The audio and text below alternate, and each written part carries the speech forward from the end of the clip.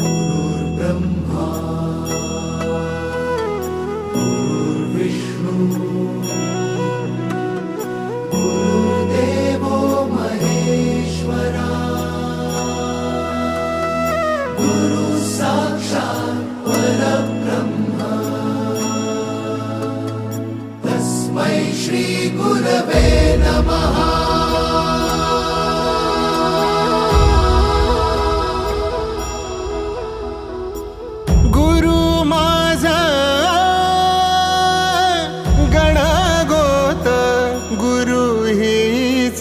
माऊली